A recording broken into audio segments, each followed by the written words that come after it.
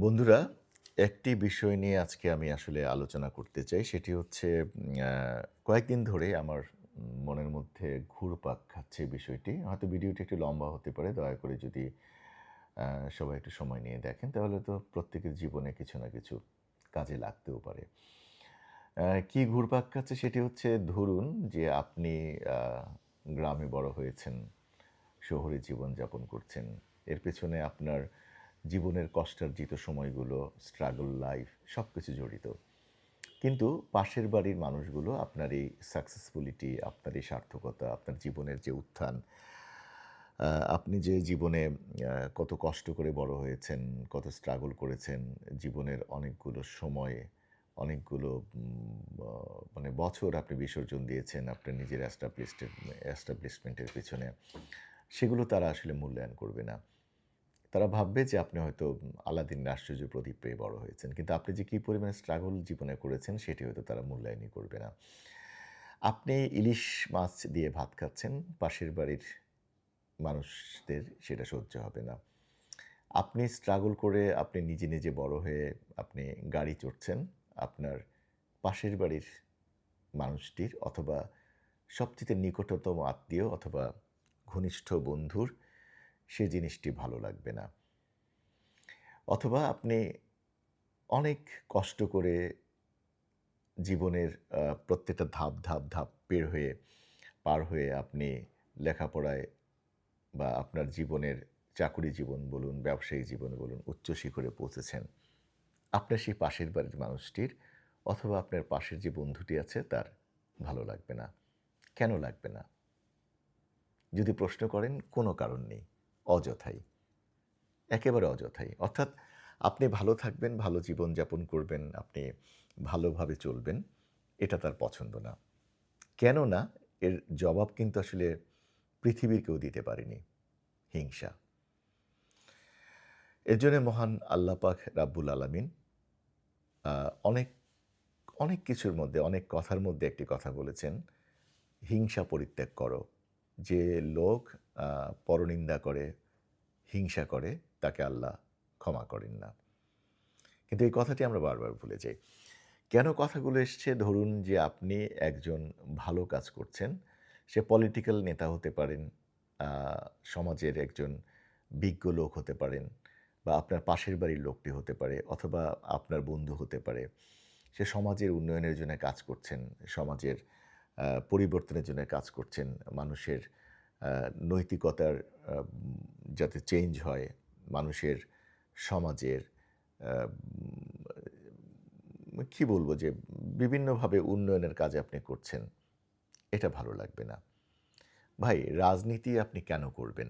রাজনীতি করবেন তো এলাকার উন্নয়নের জন্যে, মানুষের উন্নয়নের জন্যে, সমাজের উন্নয়নের জন্যে। দল মত নির্বিশেষে আপনি সমাজ বড়, মানুষ বড়, মানবিকতা বড়। আমি যদি নিজেকে দিয়ে উদাহরণ দিই, বাদ দেন, সবকিছু বাদ দেন। আমি নিজেকে দিয়ে উদাহরণ দিচ্ছি। আমি কোনো আসলে রাজনৈতিক দলের একেবারে অন্ধ সমর্থক না। সত্যি বলতে কি, অন্ধ সমর্থক আমি কখনোই না।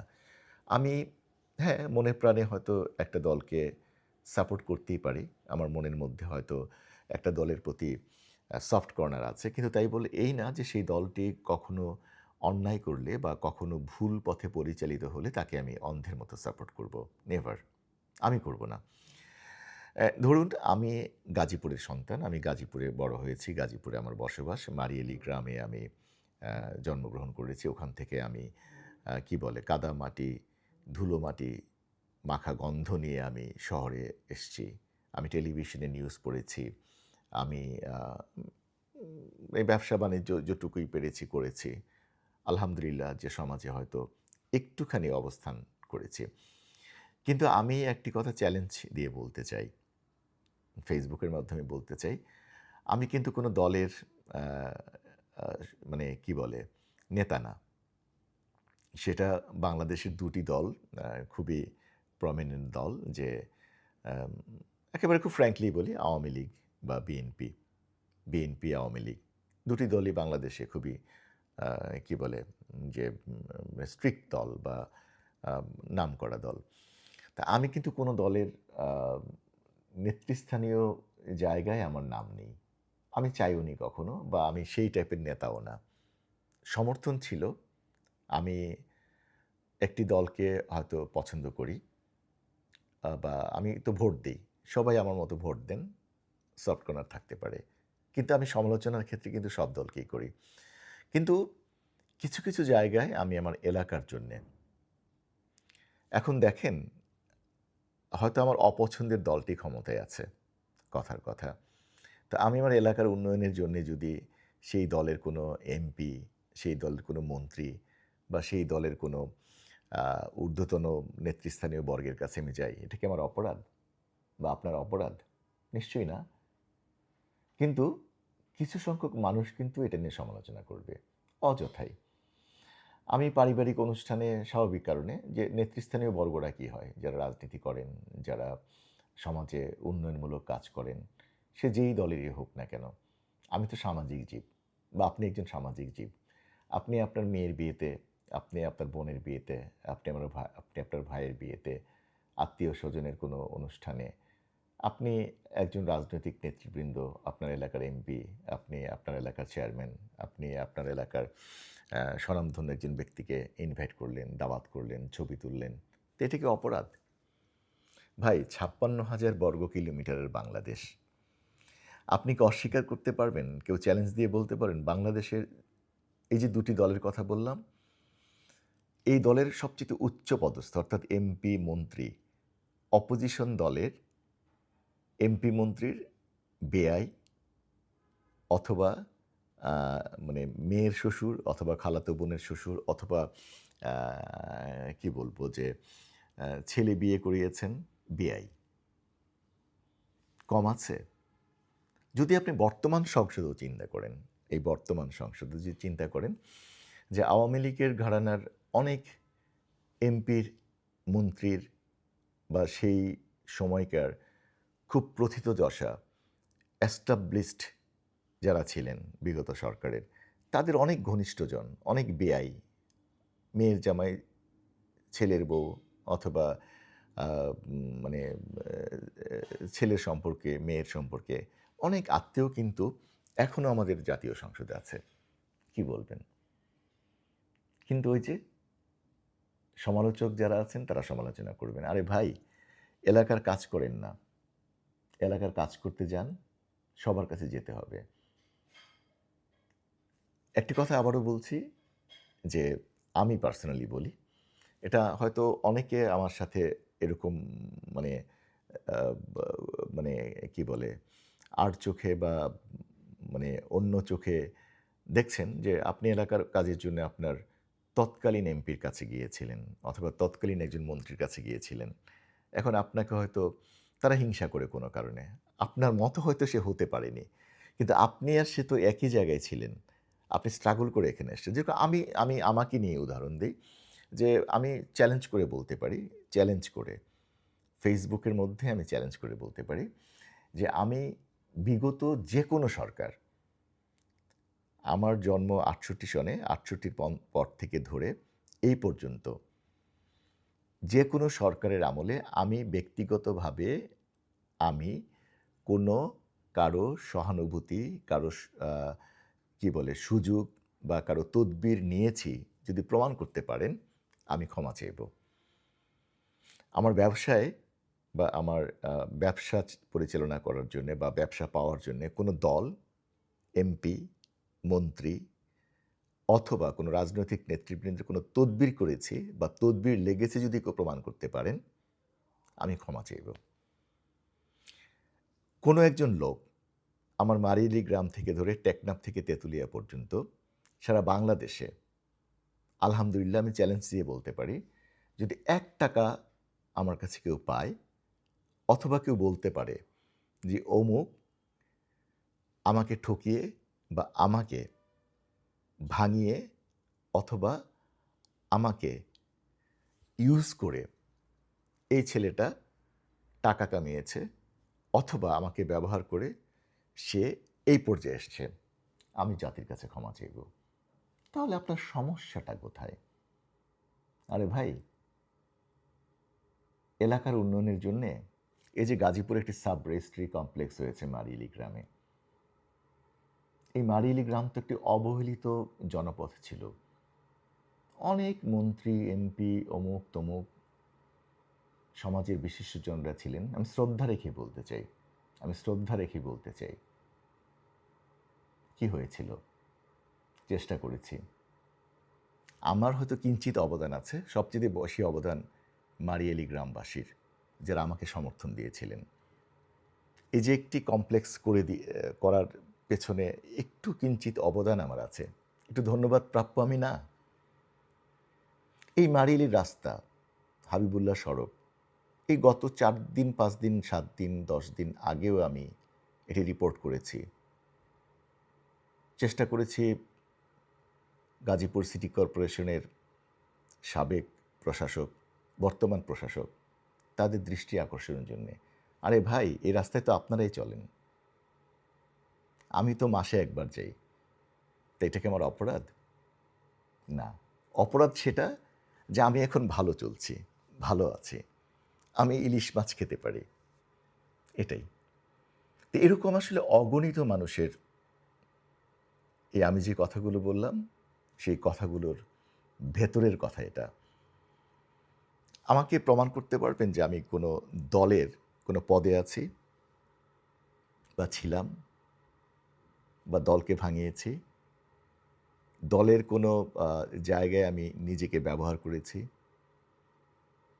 আমি ওপেন করে দিলাম যে আপনারা দয়া করে কমেন্টসে লিখবেন যে হ্যাঁ, আমি এই কাজটি দলকে ভাঙিয়ে বা কোনো কোনো কোনো দল, শুধুমাত্র একটি দল না, আমি যে কোনো দলের কথা বলছি, 1968 সন থেকে 2026 পর্যন্ত কোনো দলের মুখাপেক্ষী হয়ে কোনো এমপি, মন্ত্রী, রাজনৈতিক নেতৃবৃন্দ, এনি এনি কাইন্ডস অফ ইয়া, যে আমি তাদেরকে ব্যবহার করেছি। হ্যাঁ, আমি গেছি, আবারও বলি, এলাকার জন্যে, আমার গ্রামের উন্নয়নের জন্যে, আমার গাজীপুরের উন্নয়নের জন্যে। রাস্তাটি করে দেন, স্কুলটি করে দেন, মসজিদের এত টাকা দেন। আমি নিজে যতটুকু ক্ষুদ্রভাবে পেরেছি আমি সাহায্য সহযোগিতা করেছি। এর বাইরে যতটুকু আমার পক্ষে সম্ভব ছিল না, এলাকার মানুষের কথার জন্যে, তাদের আবদার রক্ষা করার জন্যে আমি তাদের কাছে সুপারিশ করেছি। আমাকে ভালোবাসেন তারা, স্নেহ করেন, আমার কথার বিশ্বাস ছিল তাদের, আত্মবিশ্বাস ছিল, করে দিয়েছেন। কিন্তু আমি বর্তমান সরকার প্রধানের কথা বলি, উনি ভালো কাজ করছেন। উনি যতক্ষণ ভালো কাজ করবেন এর সুনাম আমি করবই। খারাপ কাজ করবেন, সমালোচনা করব। তো এতে করে ওই আগের সরকারের লোকামি বা পরের সরকারের লোকামি না, বা এই সরকারের লোকামি গত সরকারের না, তা কিন্তু না। সমালোচনা আমি অবশ্যই করব। আমি সাংবাদিকতা পেশা দিয়ে আমার জীবন শুরু। 1989 থেকে আমি আজকের কাগজে কাজ করি। আমি সাংবাদিকতা আমার পেশা। আমি ব্যবসায়ী হিসেবে পরিচয় দিতে না যতটা স্বাচ্ছন্দ্য বোধ করি, আমি তার চেয়ে বড় বেশি স্বাচ্ছন্দ্য বোধ করি আমি নিভৃত একজন সাংবাদিক। আমি হয়তো এই কথাটিও অনেকের সময় প্রকাশ করি না। বর্তমান যুগে এই কথাটি প্রকাশ করলে হয়তো মানুষ ভাবে যে আমি আমার পেশাকে ব্যবহার করছি, তা কিন্তু না। আমি চ্যালেঞ্জ দিয়ে বলতে পারি আরেকটি কথা। আমি 1996 সনে 15ই ফেব্রুয়ারিতে সংবাদ পাঠের কারণে আমি বাংলাদেশ টেলিভিশন সহ প্রত্যেকটি চ্যানেলে ব্ল্যাক লিস্টে ছিলাম।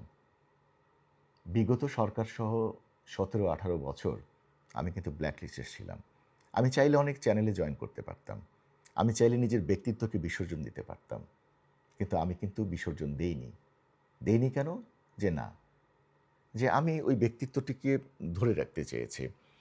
আমি কিন্তু এখনও, আজকে যে সরকার ক্ষমতায় আছে, আমি কিন্তু চাইলে সেই 96টি পদপদবি, 96 সেই 15ই ফেব্রুয়ারি নির্বাচন, এই সেই আমার গায়ে লাগিয়ে আমি অনেক কিছু চাইতে পারতাম। চ্যালেঞ্জ করে বলতে পারি, আমি চ্যালেঞ্জ করতে বলতে পারি, একদিনের জন্যে, এক মুহূর্তের জন্য কোনো চ্যানেলে, বাংলাদেশ টেলিভিশনে আমি যাইনি। আমি বলিনি যে আমাকে সংবাদ পাঠ করতে দিতে হবে, আমাকে একটা অনুষ্ঠান দিতে হবে অথবা অন্য কিছু। আমি ওই পার্সোনালিটি, ওই ব্যক্তিত্ব বজায় রেখেছি। 17 বছরে কেউ বলতে পারবেন যে আমি আপোস করেছি? করিনি। এখনও আমি সেই সুযোগ নিয়েছি? নেইনি। কিন্তু আমি জনাব তারেক রহমানের পক্ষে দুটো কথা বলি কেন জানেন? এই মানুষটির এই ত্যাগী নেতা বা যেভাবেই বলেন, আমার তার কিছু কার্যক্রম ভালো লেগেছে, ভালো লাগে। যতক্ষণ ভালো লাগে, আমি যদি মনে করি যে মানুষের জন্যে, এই সমাজের জন্যে এটা ভালো করছে, দেশের জন্য একটি ভালো দিক, আমি অবশ্যই তাকে সাপোর্ট করব। যখন দেখব যে হ্যাঁ, না, আমার চোখে অর্থাৎ আমি তো ভাই সব কিছু না। আমার বিবেক তো মানে বাংলাদেশের বিবেক না। আমি ক্ষুদ্র মানুষ। এই দেশে অনেক বিবেকসম্পন্ন মানুষ আছে। আমার ক্ষুদ্র বিবেকে যদি মনে করি যে না, জনাব তারেক রহমান ভালো করছেন বা তার মন্ত্রিপরিষদ, তার এই সরকার ভালো করছেন, আমি পক্ষে বলব। যদি দেখি আমার দৃষ্টিতে ভালো করছেন না, আমি বিপক্ষে বলব। তো এ নিয়ে সমালোচনার কিছু নেই। এ কথা এজন্যে বললাম, আমাকে দিয়ে উদাহরণ দিলাম। অনেকেই মনোকষ্টে ভুগছেন আমি জানি। অনেকে বলতে পারছেন না। ছবি নিয়ে অনেক রাজনীতি হয়েছে। অমুকের ছবি, সে অমুক দলের। তার সাথে অমুকের ছবি, সে তার। ভাই, একটা রাজনৈতিক অনুষ্ঠানে কি কেউ বক্তব্য দিয়েছে? সেই বক্তব্যের ছবি দিতে পেরেছেন? ভাষণ দিয়েছে, সেই ছবি দিতে পেরেছেন? পারিবারিক অনুষ্ঠানের অ্যা স্কুলের স্পোর্টসের প্রোগ্রাম অথবা এলাকার একটি মসজিদ উদ্বোধনের প্রোগ্রাম অথবা এলাকার স্কুলের একটা উদ্বোধনের প্রোগ্রাম, সেই অনুষ্ঠানের ছবি আপনারা আমি দেখেছি বিগত দিনে। এই ছবিগুলো দিয়ে আপনারা মানুষকে বিভ্রান্ত করতে চেয়েছেন। মানুষ তো তাহলে ভালো কাজে যাবে না। উন্নয়নমূলক কোনো কাজে যাবে না। এখন একটা এলাকার লোক আমাদের স্থানীয় যে এমপি আছে তার কাছে কি যাবে না? এলাকার চেয়ারম্যানের কাছে যাবে না? ওই জেলা পরিষদ চেয়ারম্যানের কাছে যাবে না? পৌর প্রশাসক বা সিটি কর্পোরেশনের মেয়র যিনি আছেন তার কাছে যাবে না? কাউন্সিলর যিনি আছে তার কাছে যাবে না? ভাই কার কাছে যাবে তাহলে? কার কাছে চাইবে? আপনি কি করে দেবেন রাস্তা? আপনি কি ওই বিল্ডিং করে দেবেন? আপনি কি স্কুলের উন্নয়নমূলক কাজ করে দিবেন? তা তো দিবেন না। তাহলে সমস্যাটা কোথায়? সমস্যা হচ্ছে ওইখানেই যে আমরা আরেকজনের ভালো চাই না, এলাকার ভালো চাই না। আমরা ইলিশ মাছ উনি কেন খাচ্ছেন এটা ভালো লাগছে না। উনি কেন গাড়ি দৌড়াচ্ছেন ভালো লাগছে। আরে ভাই, আপনার টাকা দিয়ে গাড়ি দৌড়াচ্ছে? আপনার টাকা দিয়ে ইলিশ মাছ খাচ্ছে? তা তো না। Ask yourself first. নিজেকে প্রশ্ন করেন না যে কেন বলছেন? আপনি প্রমাণ দেন। এই যে আমি নিজেকে দিয়ে বললাম যে বলুন যে আমি কোন দলের কোন পদে আছি বা কোন এমপি মন্ত্রী বা অমুক তমুকের কাছে সাপোর্ট নিয়ে কাজ করেছি। এরকম বাংলাদেশে লক্ষ হাজার হাজার হাজার মানুষ আছে, লক্ষ কোটি মানুষ আছে যারা নিজের বিবেককে কখনো বিসর্জন দেননি, যারা নিজের আত্মসম্মানকে কখনো বিসর্জন দেননি, নিজের মানে ব্যক্তিত্বকে বিসর্জন দেননি। তো বন্ধুরা, কথাগুলো বললাম এই কারণে যে অনেকে অনেক সময় বিভ্রান্ত হন। প্লিজ বিভ্রান্ত হবেন না। নিজেকে ওই জায়গায় দাঁড় করান আগে। মিররে তাকান। আয়নায় নিজেকে আগে দেখেন। তারপরে পাশের লোকটি কী করছে সেটি প্রশ্ন করেন। আমি জমিদারের ছেলে না। আমি একেবারে গ্রামের নেহায়েত একজন কৃষক পরিবারের ছেলে। আমার মতো হাজার লক্ষ কোটি কৃষক পরিবারের ছেলে বাংলাদেশের অনেক বড় বড় পদে আছেন। তারা জীবনে স্ট্রাগল করেছেন, অধ্যবসায় করেছেন, সততা দিয়ে কাজ করেছেন। সেজন্যে আজকে তারা এখানে আসতে পেরেছেন। দুই পুরুষ আগে গেলে আমরা সবার ইতিহাস কিন্তু এক, এরকম ফ্ল্যাট ইতিহাস। দুই প্রজন্মের পরে এসে হয়তো আমরা এই সেই হয়েছি। জাস্ট ২টা প্রজন্মের আগে নিজেকে চিন্তা করেন। সবাই কিন্তু আমরা সমান্তরাল। সুতরাং কেউ আহামরি গর্ববোধ করার, নিজেকে বেশি কিছু ভাবার, নিজেকে জমিদার ভাবার, নিজেকে ওই বিশাল স্ট্যাটাসের ভাবার কোনো কিছু নেই। আমি নিজেকে মাটির মানুষ হিসেবে ভাবতে পছন্দ করি, আপনাদের মানুষ হিসেবে ভাবতে পছন্দ করি, আপনাদের কাছের মানুষ হিসেবে পছন্দ করি। কিন্তু পাশের বাড়ির ওই মানুষটিকে আমি পছন্দ করি না, যিনি আমি ইলিশ মাছ খাই বলে তার কষ্ট হবে। আমি তাকে পছন্দ করি না যে অযথাই মানুষকে, শুধু আমি না, অনেক মানুষকে অযথাই ব্লেম দিয়ে বাহবা কুড়াতে চাই। প্রিয় দর্শক, সবাইকে ধন্যবাদ। হয়তো আমার মনের কথাগুলো অনেকের সাথে মিলে যেতে পারে।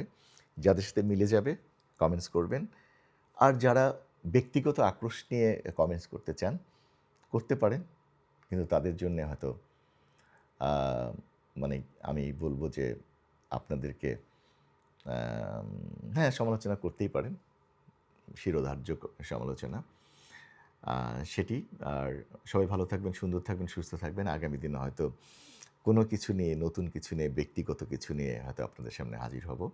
তো আজকে ঈদের পরে অনেক কিছু আলোচনার মধ্যে এই জিনিসটি আমার অনেকদিন ধরে ঘুরপাক খাচ্ছিল। আপনাদের সাথে বলে একটু সবার মনের কথা যাদের আমার সাথে মিল আছে, সেই কথাগুলো বলতে পেরে আমার কিছুটা ভালো লাগছে। সবাইকে ধন্যবাদ। আসসালামু আলাইকুম, ভালো থাকবেন।